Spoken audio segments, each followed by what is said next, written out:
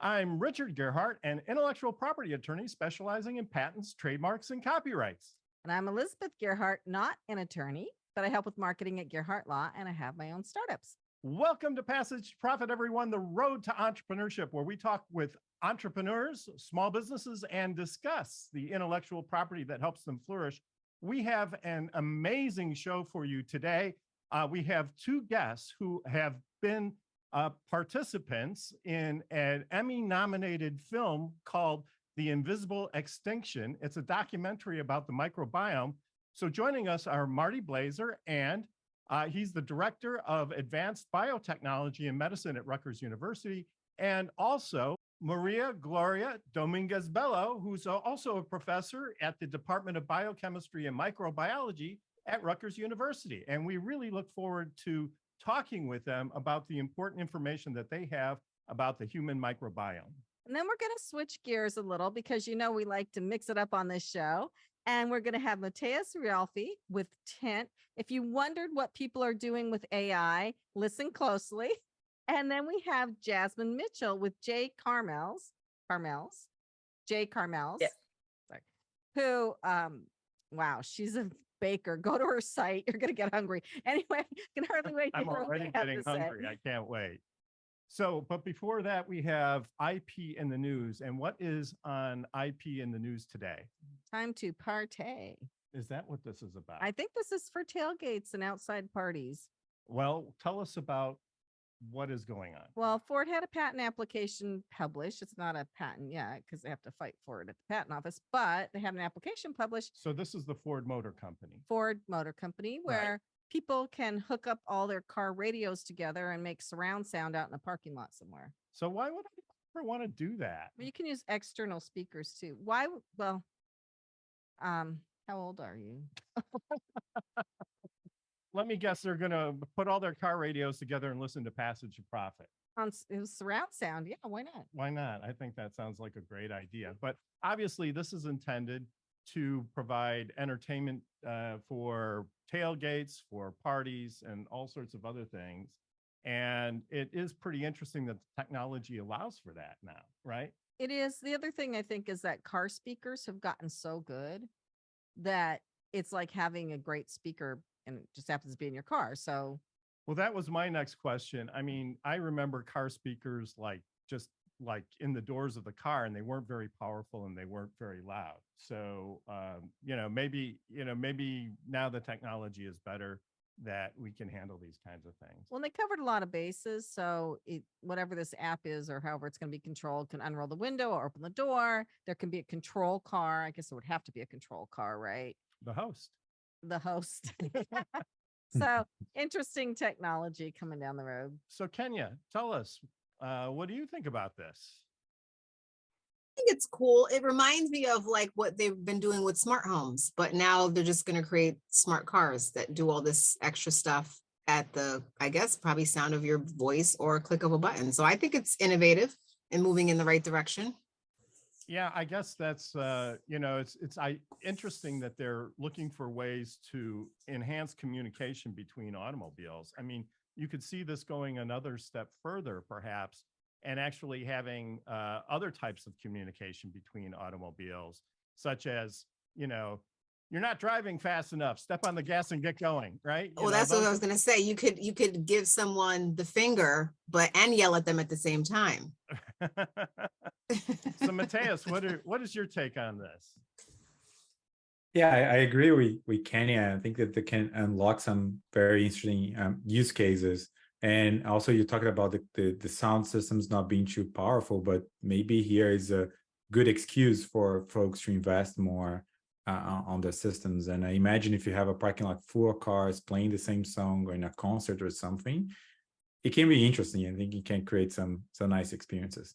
No, very interesting comments. I guess, if you were at a Giants game or a professional sporting event, for example, or a Rutgers football game, right? Everybody could have the game on in their car and listening to it at the same time. And it would definitely be an interesting experience there. I wonder if you could get the battle of the cars. Well, you could give a dance party new meaning, try to get the cars on a parking lot doing the cha-cha. A Congo line for cars. That's an interesting comment. Gloria, do you have any thoughts on this? I think, for people who spend long hours in the cars, it could be a fun thing to do and to look forward to. Yeah, I think so. And Jasmine, what are your comments? I think it's innovative, like Kenya was saying, because when we go tailgating, everyone brings out their speakers and tents, and it's a lot of equipment. And now we know it's downsizing everything. How can we make things easier for people? What is more conscious, of what we're doing? So if you don't have to bring a big speaker and be the house DJ and everybody could connect, that is amazing. Because that's the life of a party for a tailgate. Being in Miami, we used to tailgate all the time, and it was a lot, making sure you had an F-150 or a U-Haul or something to lug everything, and that this will be perfect. That does bring to mind. I like your ideas, but it does bring to mind, if Ford has the patent on it, what about other car companies? Would they be able to use this technology? I guess they'd have to get a license. So I mean, if they have the patent and only Ford cars have it, I don't think it'll be as useful as potentially it could be. So anyway, so I guess the takeaway lesson is that no matter how technology consistently evolves, and patents at least give the innovators the control over the technology. And so hopefully Ford will, if they want to implement this and it becomes popular, then hopefully they'll be able to license it to other companies. So now it's on to our featured guests. And we have Marty and Gloria, who we introduced at the beginning of the show. Welcome to Passage to Profit. So tell us a little bit about your documentary, The Invisible Extinction. Maybe I'll start and we'll move to Gloria, because it's kind of the second half is all her stuff. So the Invisible Extinction is about the microbiome. The microbiome is all the microbes that live in and on the human body, and that are our partners for life. And they're our partners that help give us health. They train our immunity. They're good for digestion. And there's been just an explosion of knowledge about this in the last 20 years. But both of us, our work has really concerned us that we are losing many of the microbes that our grandparents had and their grandparents had, the ancestral microbes. And that's why it's called an extinction. And a number of years ago, I wrote a book called Missing Microbes, which talks about this idea that we've lost our ancestral microbes. And the problem there is not just that we've lost it, but we think that that's what's fueling the diseases that are really bothering us these days, which is obesity and asthma and autism and a number of other food allergies, et cetera. So this is where our work has been going, but Gloria has a solution. Thank you. Let's hear this, Well, we're Gloria. all I know he ears, was going yeah. to say it all. So if what we see is that with urbanization, as traditional societies become urban and adopt modern lifestyles with a lot of antimicrobials and medicine and hygiene and processed food and C-sections and antibiotics, we observe that there is an associated loss in diversity. So we immediately thought the whole world is urbanizing. We have to run and preserve this biodiversity, because by the time we know how to use it, how to restore, we won't have it. So we are moving forward the initiative of the Microbiota Vault, which is to preserve microbes from all humanity, from all cultures, not only from the human body, it expands to also environments and fermented foods, so that we can then do science and understand why are they important, what's their function, why are they healthy, and how can we restore. If we don't do that now, we won't have this biodiversity in a decade.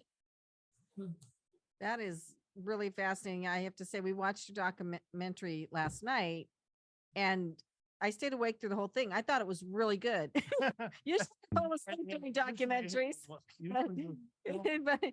I thought it was excellent, honestly. And if anybody listening, if you want to see what the vault looks like, watch the documentary because they show it there. And it's really impressive. You can also see Marty in the bathtub, which I thought it was a fun It thing. looked like he was reading a good magazine there. But So you can tell the documentary's serious, but it has a lighter side, so it captures your attention and keeps it. so let's take a few steps backwards. So the microbiome is, let me correct me if I'm wrong here, but the microbiome is a film of microbes that covers the body on the outside and also exists in the gut. And these microbes, there's a huge variety of microbes, right? And they all sort of have different functions, and everybody sort of has a different microbiome system, these microbes that are on the outside and in the inside of you. And they interact with your body in a way that it influences, certain types of physiology, right? So it can influence your gut interacts with your brain and your brain interacts with the gut. So it's all very interactive. And so this is actually, while these microbiomes have been known for a long time, I think it's just relatively new, right? That we understand how much they interact with our physiology. Is that correct? Yeah. I mean, by the way, you summarized it very well about the extent of the microbiome, that in general, if you're flying at 35,000 feet, all of our microbiomes look about the same. But if you go close up, they're quite different. Everybody's microbiome is like a fingerprint. It's unique. But they have the same function. So there is a lot of redundancy. Marty's microbes that are doing one function, I may have another set of microbes doing the same function. And that's what makes us unique, but the functions have to be accomplished by somebody. And we think that if we lose diversity and we compromise functions, that's when there is a problem. That's when disease happens. That's So when you had a very interesting section in the documentary where you went to Venezuela, which is where Gloria is from, right? And you, by going back to people who are living more in nature, they actually have healthier microbiome systems than we do in the United States, right? And so you've been studying those for a long time, right? And what are some of the conclusions that you've drawn from that? So I have to say that people that survive to adulthood in the jungle are very healthy. These are survivors. So, it's not about idealizing their life or their lifestyle. It's very hard to live without medicine. You break a leg, you're dead. 1 in 10 mothers or babies die in labor. I mean, it's terrible. You can see how important medicine is. So therefore, when we go there, all young adults and adults are in great shape because they are survivors. And we want to study their microbiome, and also they are interested because they understand that their kids or grandkids will be transculturating, and that's unavoidable. They have already started saying, why all doctors have to be white? I want the young people in my community to go and do medicine or nursing, so that's coming. And we want to understand what have we lost from that lifestyle that should be preserved, how to preserve the high diversity that they have, what components in the diet are important, and then also understand the genesis, the theology of our diseases. What are the factors in the microbiota that are a risk to develop allergies or asthma or IBD, inflammatory conditions? we- It's a common interest, is our interest because we need to stop the current trend, but it's in their interest also because they don't want their descendants to have those diseases. One thing I found fascinating in your documentary was the child who had severe autism. And you actually gave him the microbiomes, gave him treatments where the microbiomes were put into his body to replace what he didn't have. And you could see there were short snippets, so it was kind of hard to tell, but you could see that his behavior seemed to improve with the introduction of the biome to his body. Have you followed up with him to see how much progress he's made? I have to go back a couple steps. The first thing is to say, just to remind you that the name of the documentary is The Invisible Extinction. So we want people to know that. Second, it's not our film. It was made by two independent filmmakers, Steve Lawrence and Sarah Schenk, and they pretty much follow our work and the work of other scientists. And that work brought us to Beijing, where we spoke with a doctor who was treating patients with autism. The treatment, which is what's called fecal transplant, and it's being used. Fecal transplants being used in the United States for certain diseases as well, is experimental. But in the case that was in the film, as selected by the filmmakers, that child seemed to have done very well. So, you know, I said before, we're at a scientific frontier. It's a new field. We're learning things. We need to learn who's going to benefit from fecal transplant and who's not. So, work in progress. Also in the film, you see, for example, the case of the obese woman who is also participating in a clinical trial for fecal transplant from a lean person. So, and you can see in the documentary that the study did not reach statistical significance. But when the scientists see responders and non-responders, that's not a negative result. If 50% of the people respond, it's amazing. So you need to pursue why do people respond, and then eventually you can predict if somebody will respond or not to the treatment. Nature doesn't unlock all her secrets, so and it takes a lot of work and a lot of time developing things to really understand the complex biology. So Kenya, do you have a question or comment?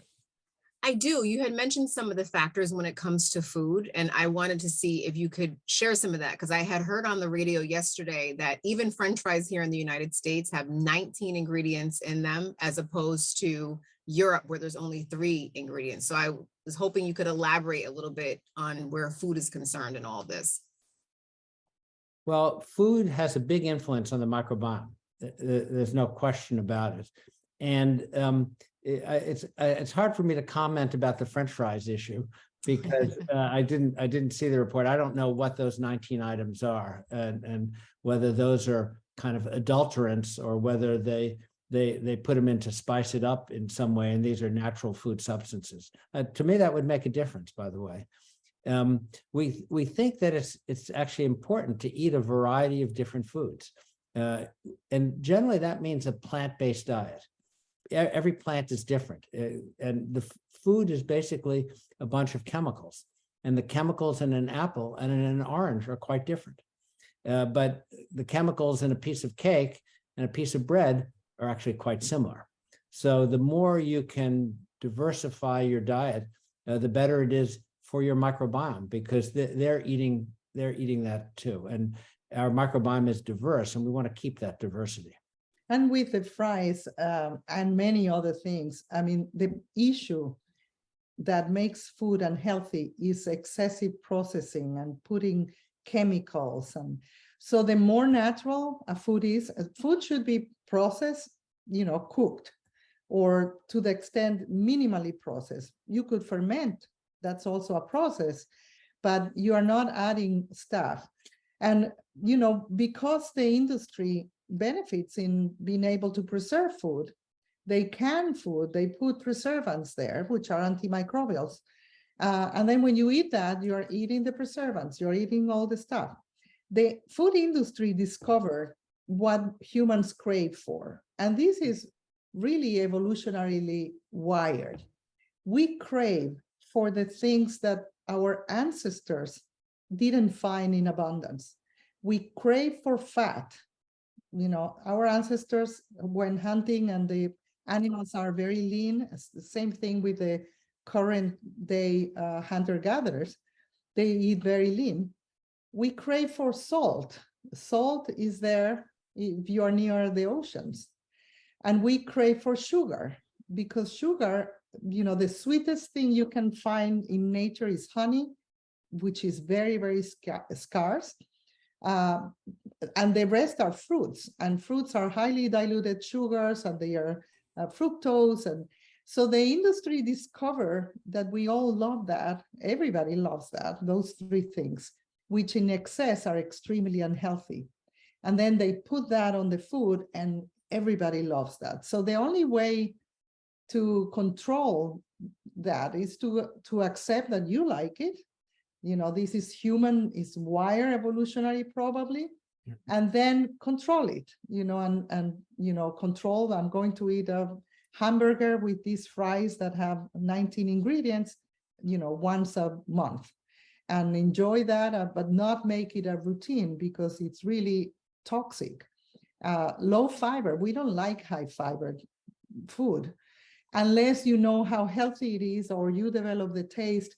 Maybe we are not training our kids enough to like fibers in different natural fruits and vegetables. Well, I think, Gloria, that you said something that's extremely important. I mean, well, all of it was extremely important, but one thing that really hit home for me was people will say, don't eat processed foods, they're bad for you. And you're like, okay, how are they bad for me? Well, they're just bad for you. Just don't eat them. You actually give the reason, scientific reason why, because they're bad for your biome, and your biome in your gut controls a lot of what happens with your body. So if people could maybe actually make that correlation, maybe it would be more motivation to eat more healthfully, right? And also the way your body absorbs the soluble sugars of an orange. If you squeeze the orange and drink the orange juice only, you are spiking your insulin very rapidly. If you eat the whole orange that has fiber, it also slows down and your insulin peak is slower. And it's the natural way we have always eaten fruits, the entire fruit. You know, the other thing, to go back to what Gloria said, manufacturers put in preservatives to increase shelf life in the store. But these are antibacterial. And no one ever thought, what happens when we eat an antibacterial? What's it doing to our bacteria? That wasn't on the radar until recently. That's a really interesting point. I do want to shift the discussion a little bit now, because one of the topics that we haven't covered is the role of antibiotics and how they influence the health of the microbiome.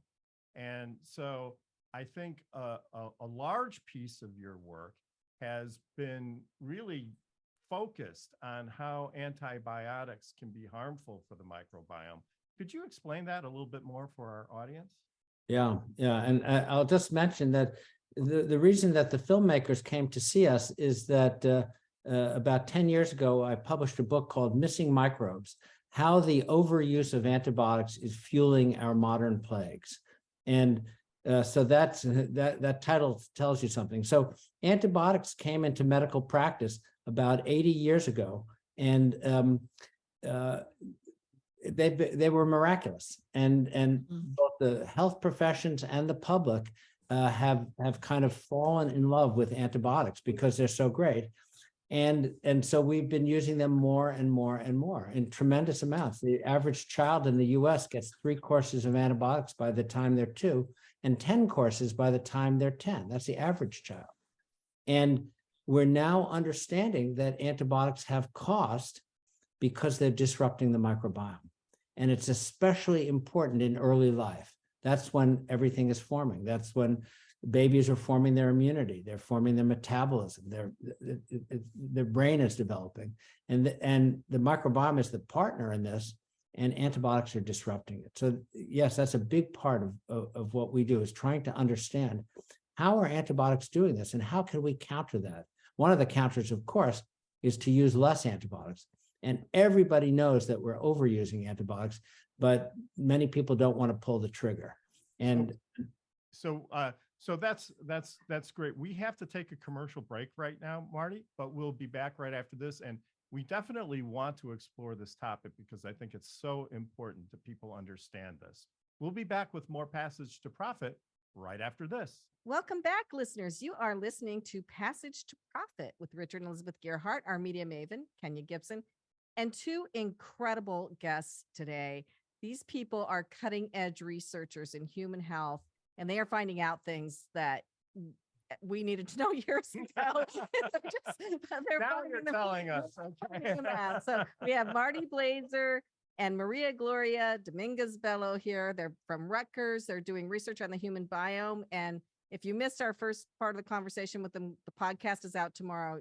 This is important information, I think, for everybody. Absolutely. Absolutely. And we're going to go to Kenya for the next question. Sure. So before we went to break, Marty was talking about the correlation between the microbiome and I'm sorry, we were talking about what was it was the antibiotic, microbiome and the antibiotic. Yes. So does the same thing apply to vaccines? Like, is there a similar correlation in terms of their effects on the microbiome versus how it plays out with antibiotics? That's a good question, but the answer is that they're quite different. Vaccines are specific. They're for one thing. They're for COVID. They're for influenza. Antibiotics are broad. You take an antibiotic to treat one infection, a strep throat, but that antibiotic is getting all through your body. It's carried in your blood, and it's affecting the populations of bacteria that live in your body. The antibiotics have a lot of collateral damage. That's one of the big lessons that we've learned in recent years. Nobody ever, again, this wasn't on the radar. Nobody ever thought about it. But every time you take an antibiotic, you're having an effect on your microbiome. It's especially important in young kids, but actually it's important at all ages. So that's interesting because you would think that the microbiome would just repopulate after the antibiotic is out of the system, right? That because they're little bugs and bacteria, they would just, multiply and reach their previous state. But you're saying that's not the case. So when you take an antibiotic, the bacterial numbers go down. And then when you stop the antibiotic, as you say, they come back up. But the composition changes. It's not exactly the same as it was before. So if you have billions of a particular microbe, it'll be back. But what if you only had thousands or hundreds of them? Some of them would disappear. And from Gloria's work and my work, there's more and more evidence that microbes are disappearing. That's why they called the film The Invisible Extinction, because organisms are going extinct. And so it's ecology in action, really. It's like, imagine you have a forest and you have a fire. And then when the forest is recovering from the fire, you have another fire. It slows down, and that's when you start seeing extinctions. The compounded effect of one impact after another leads to extinctions. And if you've waited enough for the whole ecosystem to recover, you gain resilience, and the ecosystem can then stand another impact. But our impacts are is one after another, very successive. And especially in children children are the good example of a forming, maturing ecosystem. If you impact it, it returns back to immature. And if you multiple times impact it again, it really is immature and cannot complete, to become a mature, resilient ecosystem. So let's just take this a step further. Okay, let's say you do have a compromised microbiome system, possibly because you've had too many antibiotics. What are the consequences of that? What are the medical consequences of that? Well, we did a study with doctors at the Mayo Clinic a few years ago. The Mayo Clinic is located in Olmsted County, Minnesota. It's a very stable population. They've been studying this population for years. And they have very good medical records there. So we studied all the kids born in Olmsted County for about a 10-year period. And they had records on who was exposed to antibiotics and who wasn't. And they also had records on health outcomes, which kids got asthma, who got eczema, who developed obesity, who developed ADHD. So we looked at 10 different conditions. And for 8 of the 10, getting antibiotics in the first 2 years of life was significantly associated with increased risk of 8 of these diseases. And the more antibiotics, the higher the risk. That's astounding. That simply taking something that is supposed to make you healthier and better is actually making you sicker in the long run, right? It's an unintended consequence. Nobody ever, again, nobody ever thought about this. The antibiotic was to treat the infection. Nobody thought about the collateral effects. Except, farmers discover that if they give antibiotics from early life, they get bigger animals. So that's why farmers were using antibiotics. Antibiotics are obesogenic, growth promoters. So they noticed that effect, which was good, for their profit, and they started using antibiotics as well as hormones and other things. Most of these practices are now banned because they are not healthy. It's a boomerang that is returning to us with consequences that are related to diseases that are actually incurable. The sad thing is that we are trading infections that are acute for diseases that are chronic and have no cure. You can live obese, you can live with celiac, you can live with type 1 diabetes, but you are not healthy. So how can we stop this and prevent it when we need antibiotics or a C-section, which has exactly the same effects? We need to restore, because we are not giving up medicine, and we need to use what we have to save lives, and then we need to think how do we avoid the collateral damage. Right. Well, one thing that was a little terrifying in the documentary was that there was a woman who'd gotten C. diff, and for people that don't know, it gives you terrible diarrhea, and her daughter, who was obese, gave her a fecal transplant, and she became obese after that. I thought that was very telling, but very scary. Yeah, it's a scary story. It's one case, and the thing about C. diff is that C. diff can be a lethal infection. It's estimated that somewhere between 20 and 30,000 people each year die in the United States because of C. diff. So we're not talking about a couple of trips to the bathroom. It's a serious infection, and in fact, a clinical trial was done treating C. diff with the conventional therapy with antibiotics, or treating it with fecal transplant. And in fact, they had to stop the trial because the fecal transplant was so much better. It was unethical to proceed. And so that's become a very standard therapy for this very particular intestinal infection. But when you get one, the donors are very well screened. They are not obese. Yeah. They are healthy people under good diets and exercise. Right.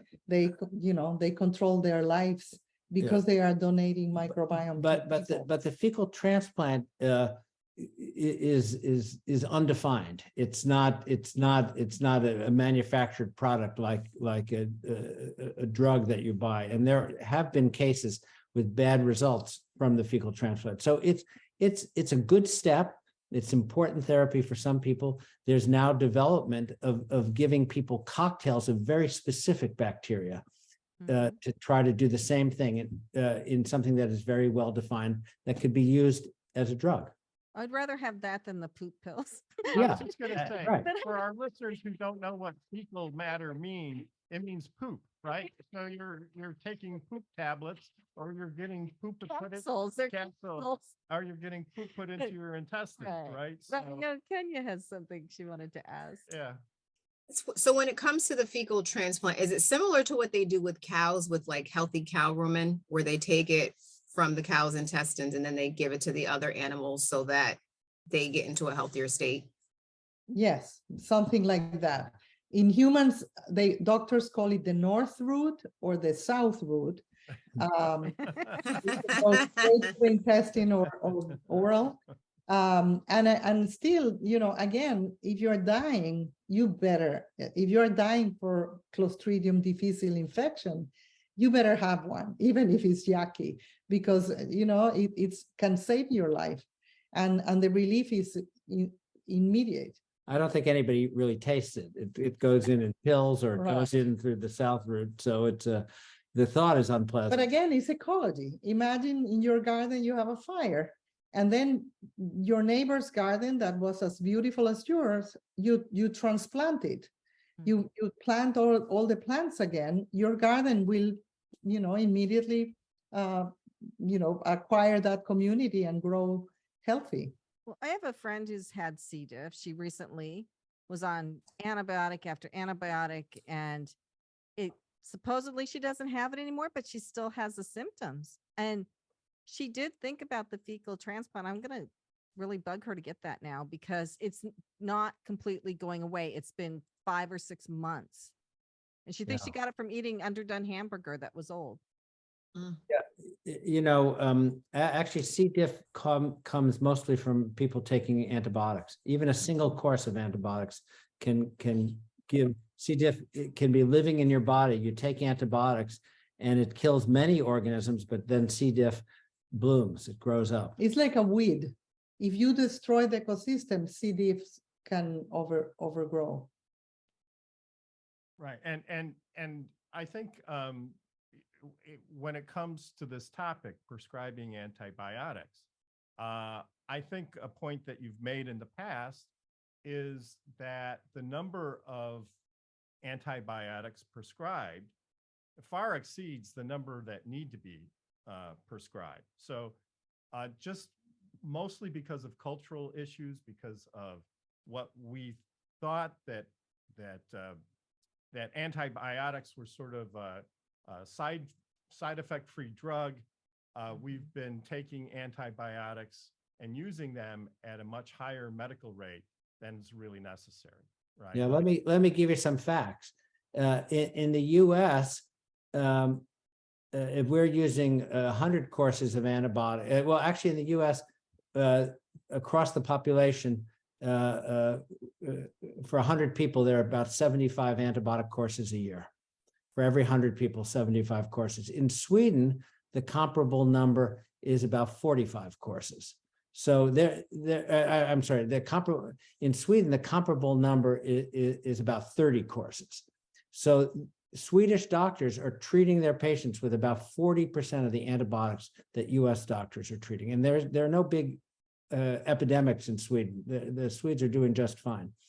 That's the first fact. The second fact is that in the United States, there's tremendous geographic variation in antibiotic use.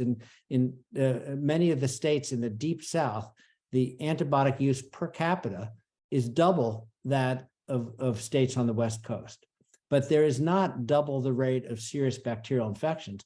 This reflects differences in the practice of medicine and the culture of medicine. There's tremendous variation among doctors in how they prescribe antibiotics. And so one point that Gloria makes, which is really important, is replacement. But the other thing is that we have to cut down the use of antibiotics because they are not free. They are not free of side effects. And we're learning more and more about the side effects. So if I'm a patient and I have an infection, is there something I can say to my physician who may just reflexively prescribe antibiotics, but I could say, well, I've heard that these can also have negative long-term effects on the microbiome. Is this the only treatment, or is this really necessary at this time?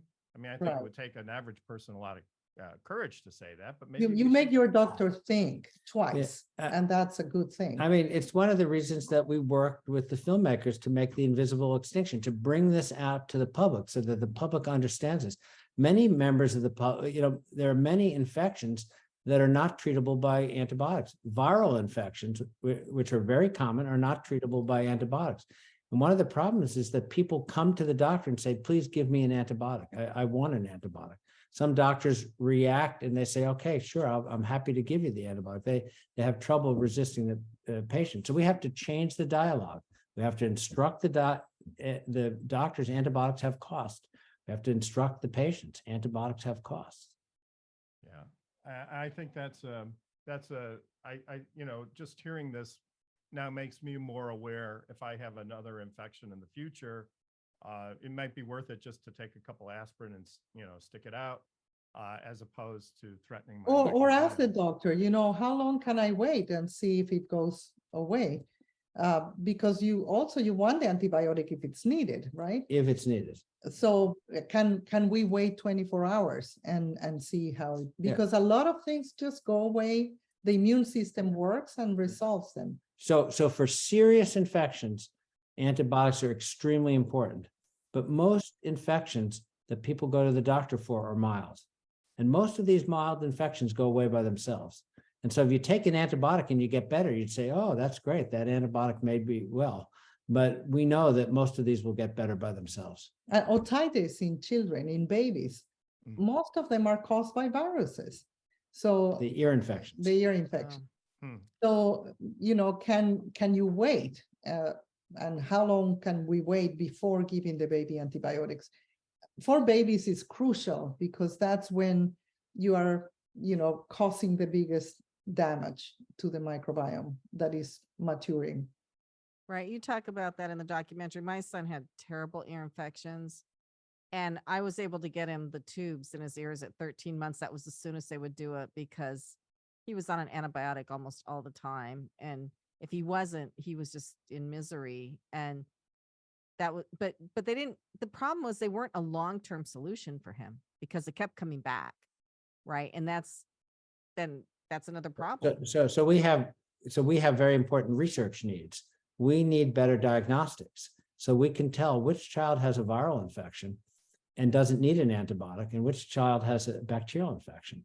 That's a really important research need.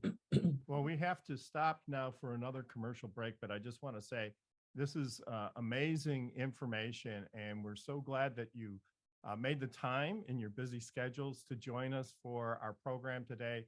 We really hope our listeners will take this information to heart and put it into action, because this is one of those things where all of us can participate in, solving the problem, and just by being a little bit more active with our physicians, and hopefully physicians who are listening will also, if they haven't gotten the message yet, will hopefully also think a little bit about how they prescribe medications. So I would Right. strongly encourage everyone listening to this to go online and find the invisibleextinction.com documentary starring these two wonderful people. It's very interesting, and you'll be glad that you watched it. And especially if you're going to have kids or grandkids, and this is stuff you really want to know before you have these kids, so you can keep them as healthy as possible. So we have been talking with Marty Blaser and Maria Gloria Dominguez-Bello, both from Rutgers University, leading cutting edge researchers in the human biome, microbiome, and really important stuff. And we will be right back after this message. Welcome back, everybody. It's Passage to Profit, and I hope you enjoyed that previous segment. As we said, it was very educational, and we were just so delighted to have Gloria and Marty on the program. But now it's time for something completely different. We're going to be going to Kenya Gipson, who is going to be talking about Power Move. Who's on for Power Move today, Kenya?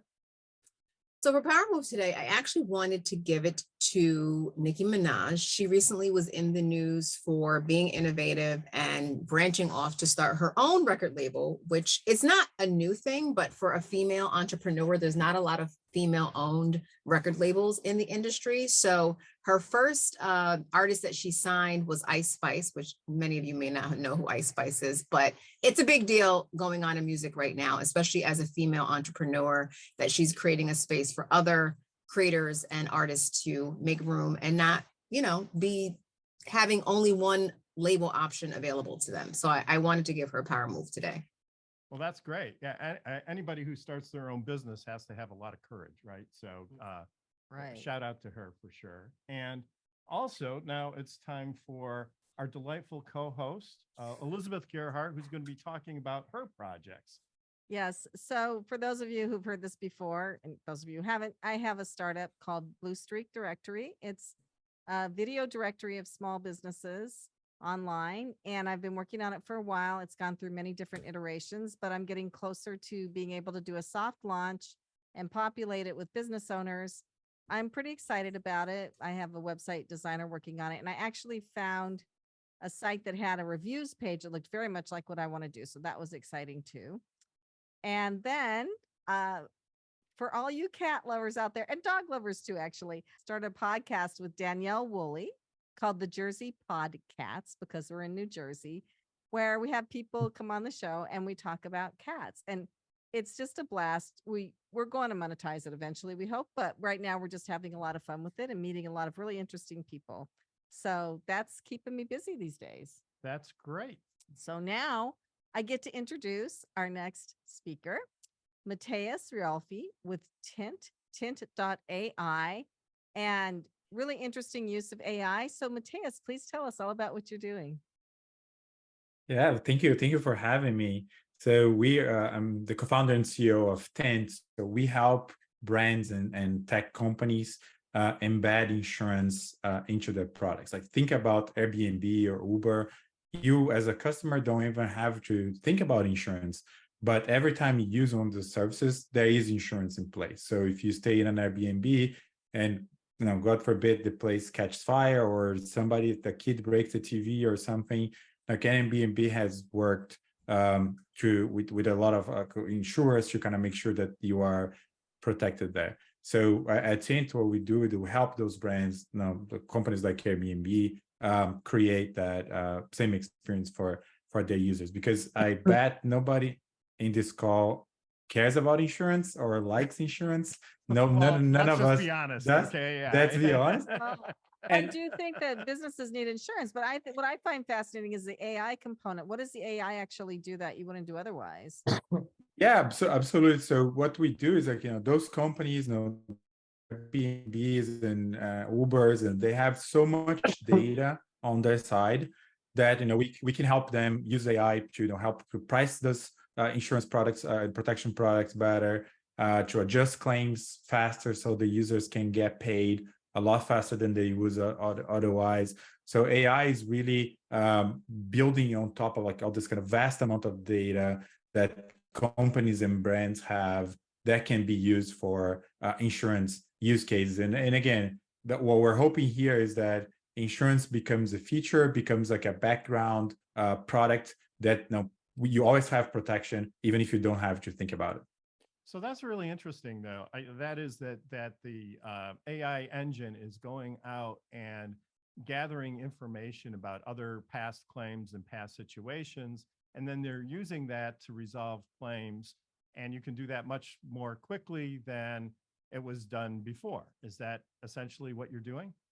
That's absolutely the case. And I think there's one more component of that is that data that is there is actually helping companies create new products that were not there before, so they can protect from some risks that their customers have, and they are going unprotected right now. So going back to the Airbnb example, suppose Airbnb didn't offer any protection. So whatever there's an issue, you as the guest, you are on the hook for potentially tens of thousands of dollars, and that not only can break your vacation, but can sometimes break the bank depending on how much savings you have, and it can be a big problem in your life. So that data, that AI elements help even create new products like this one that were not in the market before, so folks are protected when they need. So, yeah, I mean, you made a joke a little bit about insurance, and I kind of went along with that. But the fact is that a lot of these businesses wouldn't exist if there weren't some sort of insurance that spread the risk, right? Because that's what insurance really does, is it spreads the risk over a large population. And in that way, you can, that it makes certain types of businesses, possible. So just to step outside the box a little bit, AI is such a popular topic now. We've heard Bill Gates talk about it. Mhm. We've heard Elon Musk talk about it. You are very involved with it. Do you have any special opinions about the long-term implications of artificial intelligence? Yeah, so the long term, in the long term, is going to change everything, right? And there's a little bit like life before and after computers. Like it really changes what you can do. But I tend, as a founder, have an optimistic view of the world, and my view on AI is that I see that AI is going to enable people to do things that they are not capable today. Going back to computers, right? You could, do jobs didn't disappear after computers. It's just that folks could be better in what they do. They can produce more. The economy can produce more. We can now do videos, music, consume all of that in a way that was not possible before the computers. In a way, I think AI is going to be the same. I think there will be a certain types of day-to-day activities that are going to be a lot easier when we have AI, so that it was going to enable and free up time to do other kind of more sophisticated work, and folks would adapt and they would evolve as they have been doing with all the technological changes that happened before AI. I think you're right. I think people are using it more in everyday life, because I went to a webinar put on by Meetup about Chat GPT. That when I signed up, there were 5,000 people signed up. By the time I went to it, there were about 18,000 people there learning how to use Chat GPT. And our daughter's using it to do meal planning, right? So I think the more it comes into the mainstream, I think you're right. It's going to be like before and after. Yeah, it's very interesting. But I want to go back to something that Gloria said in the documentary that we were just talking about, the Invisible Extinction. She said at the end that, and Gloria, correct me if I'm misquoting you here, but you said, with medicine, we're sort of cheating nature, right? And there's a price that you pay for doing that. And I think AI is sort of falls into the same category. We're sort of cheating. We're sort of cheating on productivity, but there's a price to pay, because I spend so much time like learning passwords and maintaining the, trying to avoid being hacked by another account. And I think overall the productivity gains are probably worth it, but it's not as clear as you would think it is, right? Because you're every time you take a technical advance, there's a price to pay for that, right? Yeah. And so, what is the price to pay for AI? I don't think anybody really knows that question yet. Well, I think it's robots taking over the world. Well, right? that's what everybody's worried about. Right? Yeah. I think, jokes apart, I agree, right? And I think it's the same way that now, 80 years after antibiotics were invented, we are just starting to know the side effects. I think it's the same with any new technology, including AI, right? And I do think that you're absolutely right. Now there's a hype. The hype is going to die down, as it does with any new technology. Then we will see that the technology is not as ready as we thought. Think about self-driving cars. Like for the last 10 years, we've been hearing that by now self-driving cars would be taking the road and we will not be driving anymore. Like how many self-driving cars are actually out? So it takes a lot longer to go through those technology changes than people anticipate. But then when it comes to the cost of AI, you're absolutely right. I think there'll be costs, there'll be side effects. Think about one use case like social media. Social media, like we thought was all good, right? Being connected to friends, but then we saw the effects on elections, on freedom, on the kind of fake news and things like that. So yeah, in a few years, we'll know. The reality is like nobody knows exactly what are the side effects today. I teach my students in the classroom about ChatGPT, and we do exercises because, I mean, people are using it for the content. They want to know something. Instead of Google is faster, ChatGPT gives you an essay written about it. But there are many mistakes. I think with time it will get better, because then the information can be corrected, and people correct, the AI platform. And then if you ask again, it comes back with the correct answer. But it will take time. And I think instead of having the typical reaction that we saw with teachers and professors when Wikipedia started, it was like, ban, don't use Wikipedia. It's not, we have to face it. It's here and it's here to stay. So let's use it, and you will see that it's not perfect, but that it tells you good, also correct things. So, the message I want to convey to the student is, don't be close to the idea, because this may have come to stay, but be aware. You have to curate and check facts. About don't believe everything it says. Yeah, and I think it's a great point, and I think it goes back to, in the future, assignments will change, right? Writing an essay summarizing a topic will no longer be enough, because anybody can do that with ChatGPT. Now the assignment will be focused in kind of more complex analysis and crossing disciplines and things that we're not focusing today, or we're still focusing on the basics. Or write an essay in ChatGPT, and your assignment is to find the errors. What is incorrect? Yeah, It's a great idea. Myself up in ChatGPT, it got me completely wrong. I put as many details, my address and everything. It still got me completely wrong. But let me ask a question though, and I've always kind of wondered this, and maybe it's just kind of an irrelevant thought, but as we have these new tools like the internet and like GPT, from an educational standpoint, is that better for students or worse? Because, I grew up in an era where you had to do rote memorization of all sorts of things. And I like to think that education served me well. But now if I don't have to do all those things, is my brain function suffering? Am I losing cognitive skills because of these other tools? I don't think so. I think these are tools. These are enabling tools. We could never have gotten to the moon without computers. We couldn't have an airline. Imagine an airline industry without computers. And AI is like the next step of that. But it leads us to a problem like when all the Southwest flights were grounded because the computer system. So we're more vulnerable in a way. But the power of computers are AI too. This is just the next generation of AI. So your feeling is that human intelligence is a constant, and that we just have tools, and that the process by which we learn and think maybe changes, but it's still going to be effective. Does that make sense? Yeah, and if you think about, Steve Jobs has a famous quote that computers are the bicycle of the mind.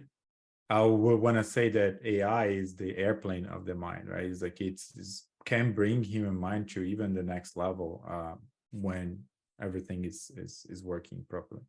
So Matheus, what led you to develop this AI product for the insurance industry?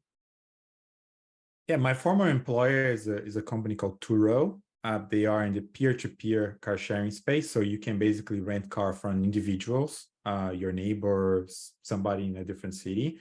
And Turo had to invent their own insurance product. So cars are illegal on the road without insurance. And if you are making money out of your car, your insurance doesn't cover. So Turo invented their own kind of whole insurance product to exist. And I was one of the early employees, and I spent a lot of my time working on that insurance product.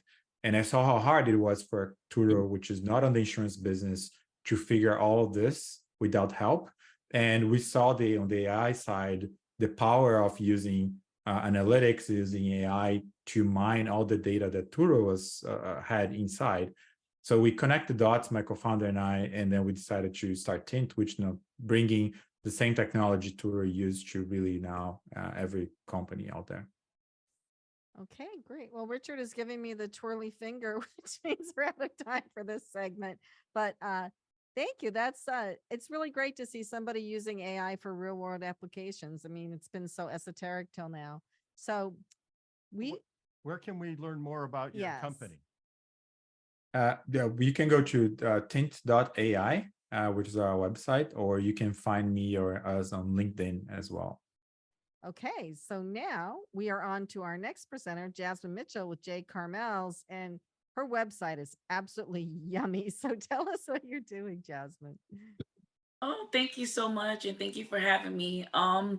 So I create all things desserts, from custom cakes to gourmet cakes and desserts, traditional and all things sweets. It kind of fell in my lap one time. I was on maternity leave, and my daughter, I always say it, she was a unicorn baby, did not cry, slept through the night, and I'm a person that's very active and my brain is always going. And I decided to make a cake one day, and that my aunt gave me a recipe, and it was terrible.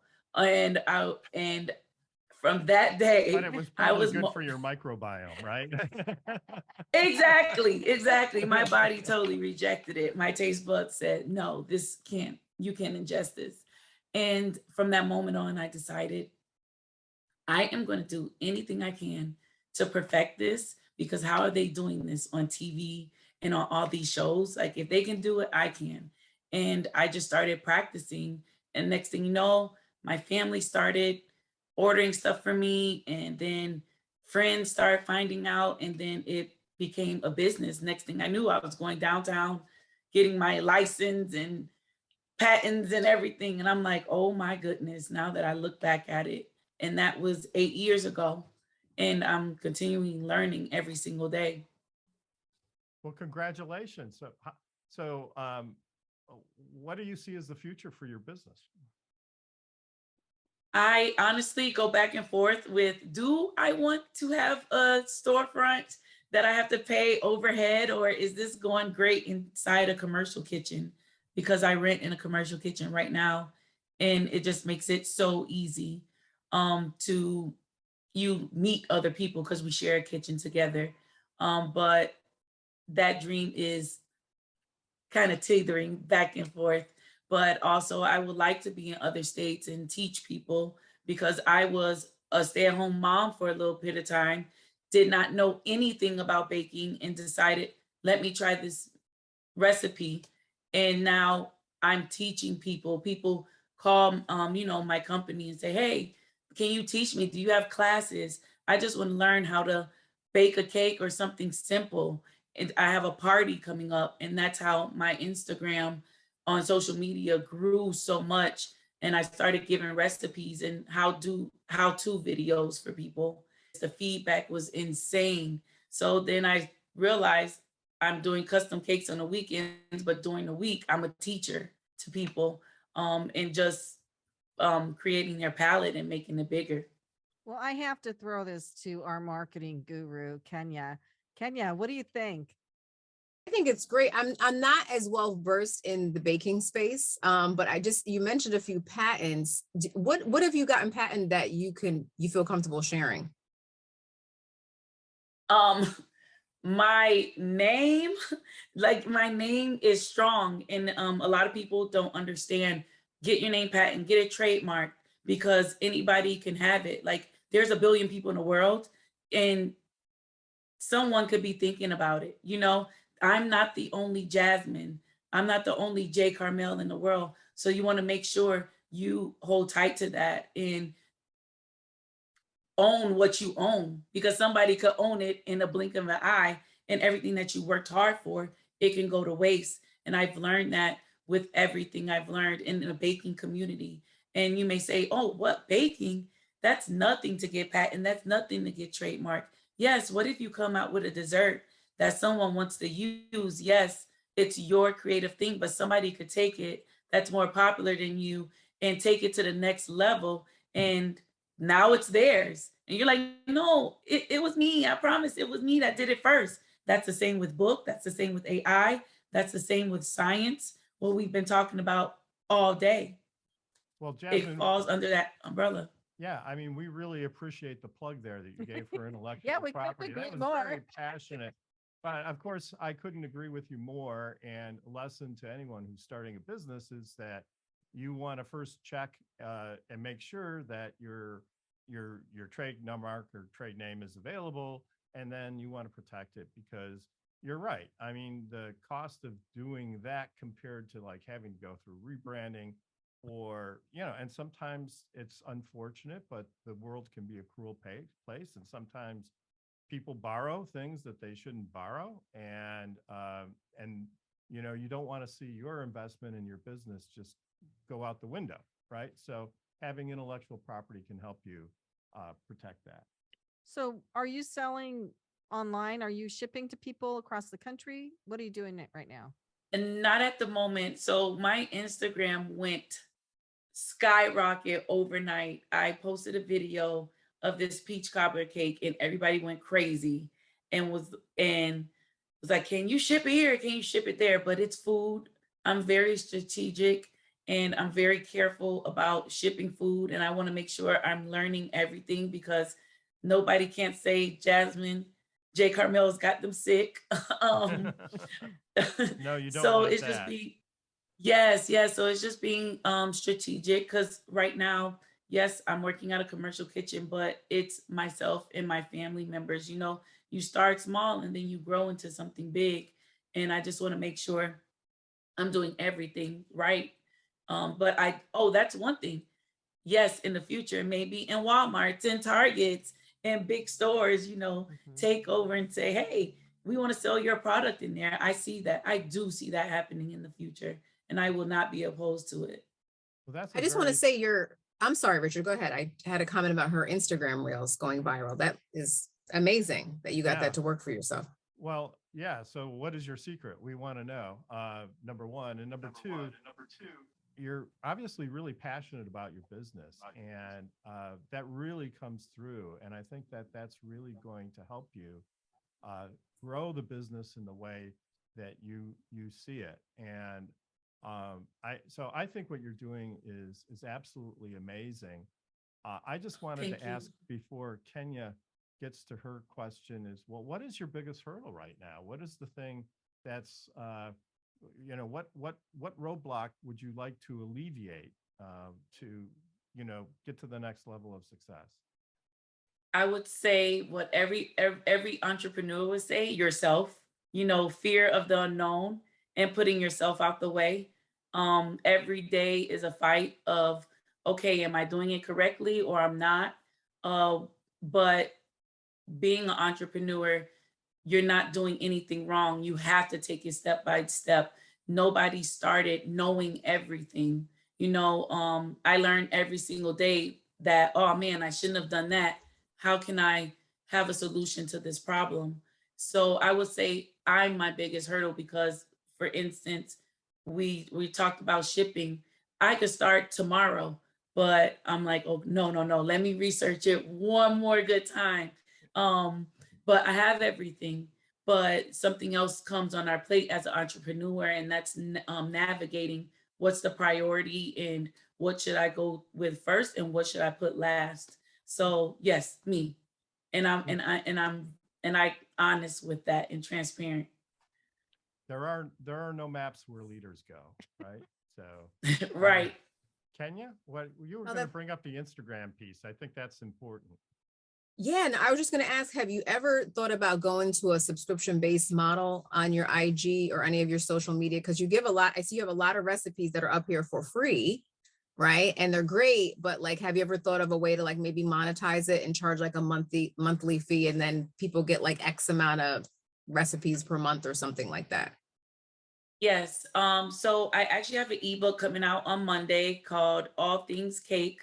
The cookbook, so you can have the life of the party. That's one way I'm monetizing. And then I'm also gonna move to subscriptions. But when you're on Instagram and your social media contact is going big, and even if you're a vlogger or radio or anything like that, what do? You build a community first. They have to trust you. They have to know they have a relationship with you. And if you put out your stuff saying, hey, buy me right now, it's like, I could go and just Google this recipe for free. So what makes her different? So right now I'm building. Yes, when you look at my page, I have 74,000 followers, but to me, that's not enough. Like, let me build my relationship. Let me have everyone get comfortable knowing that they can trust me. Because right now, somebody can go follow me just for my reel and say, oh, that looks good. I just like looking at good dessert, because they could look at a video and guarantee you in the comments, what's the recipe? It's in the caption, sweetheart. Like, it's right there. Just read, but nobody wants to do that. So it's building, going in the stories, building a relationship, showing my husband, showing my kids, showing my family, showing my kitchen. I'm accessible to you. And with accessibility, it's building a relationship. You know things about me that you may not know about another blogger that they don't show their face. So those are the ways that, like, I'm doing right now. I'm building that community. So then therefore, when the subscription comes, it's not even a thought. I'm going to subscribe to this because she's giving me stuff that I want. Yeah, well, I say the community's there. You had one video that had 1.2 million views. So I wouldn't Wow. discount Yes, and your that little was- community. Is this for one peach cobbler? One reel. One Yes, reel? one reel. Holy That's And cow. insane. yes, and you were saying how, and you're asking how I did it, and I'm just gonna be honest. Don't overthink anything, and I'm an overthinker when it comes to things. But every single video that has went viral, I posted that in a rush, and I could say that, you know, and other videos where I strategically wrote out a script and said, okay, this is what I'm going to do first. This is what I'm going to talk about. This is this and this and that. It didn't go anywhere. And I'm like, what's going on? But you could see the authenticity in it, and being honest in it. And when I saw that video, I was rushing on a plane, and I was like, I need to put something really quick, because social media makes you think that you have to be there 24/7, right? And I'm like, oh, I didn't post anything. Let me hurry up. And I went on a plane. And when I came off the plane, my phone was going crazy. I'm like, what is going on? The Wow. video went viral. And I was like, I didn't even do anything. So And you guys don't even like my custom cakes. So you're doing your research. I mean, that is, it looks like our scientists have to jump off. I know they've We've got got to important- jump off, but it's great listening to you guys. Very inspiring, both of you. Yes, you've got important human biome work to too. do. Go make Thank us you. healthier. Thank you for joining us. It was a Thank you. pleasure. Thanks so Thank much. you. Bye-bye. Bye-bye. Bye-bye. Well, Jasmine, you know, the subscription, I think Kenya's right. I think you may be close. So we had Stu McLaren on a few times ago. He's a subscription guru. And he said that he had this woman who makes balloon animals was able to grow a big subscription base and make like $120,000 a month, showing people balloon animals, like seriously. So I'm kind of following Stu because I want to do a subscription model with my business too. But Wow. No, it sounds I'm like writing you his have the name down. tools. And I mean, if people are drawn to you and your product to that degree, I mean, you've got something special there, right? And Oh, thank you. yeah, well, I think you know that. And you know, we certainly want to encourage you and support you. So where can people find out more about J Carmela? no, J J Carm- Carmels. J Carmels. You can follow me on Instagram at J Carmels, JCARMEL. And my website is www.jcarmels.com. My middle name is Carmel. People thought I was selling Carmels, but my name is Jasmine Carmel.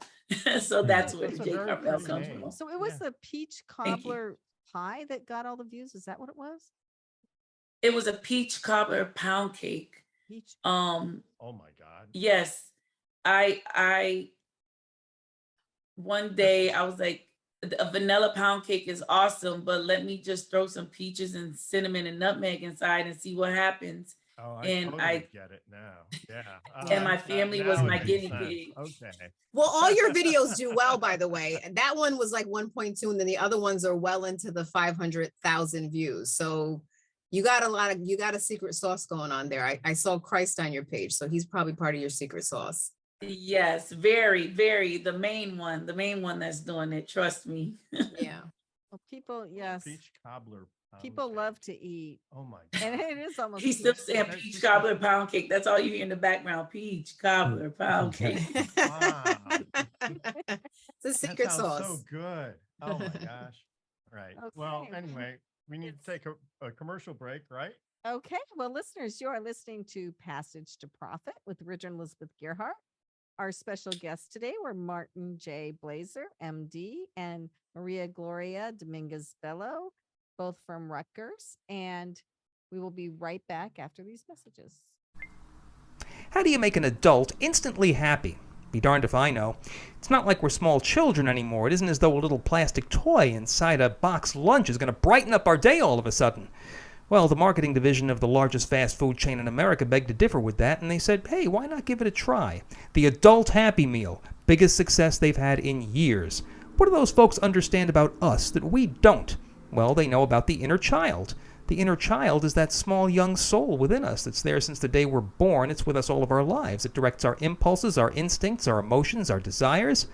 We spend all of our time as grown-ups trying to suppress that inner child. The people at the marketing division are saying, hey, honor that inner child once in a while. Show him or her some love, some respect. There's more than one way of doing it, too. There's a little piece of memory, some nostalgia, sometimes a song, a thought. Here's a poem to keep in mind.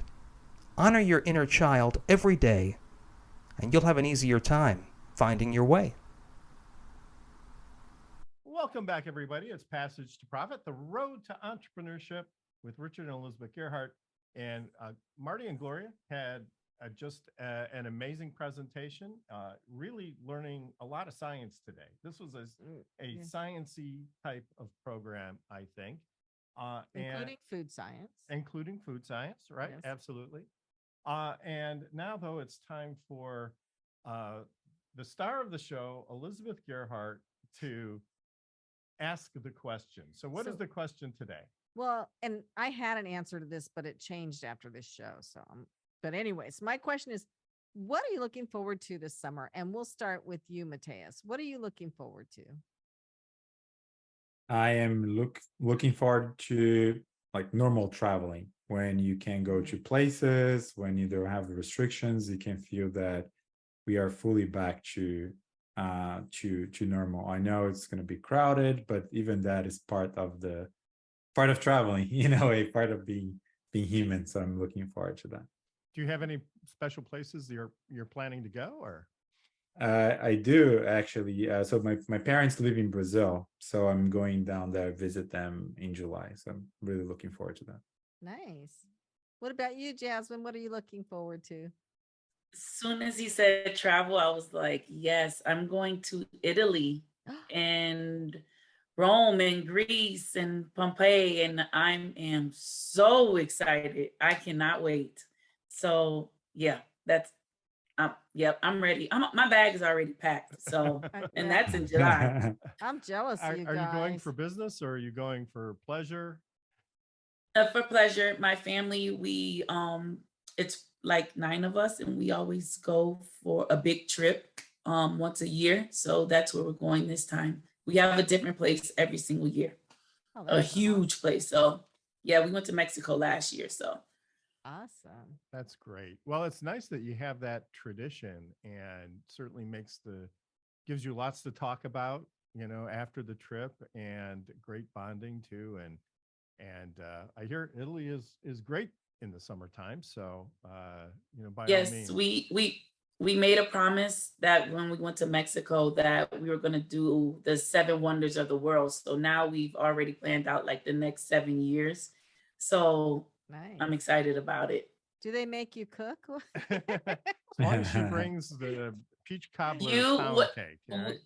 Yes, we get together every single Sunday, and my mom's like, "You didn't make any dessert." I'm like, "This is my rest day." No, I did not. I guess I never really thought about it, but I guess if you make desserts for a living, you want a day off every once in a while, right?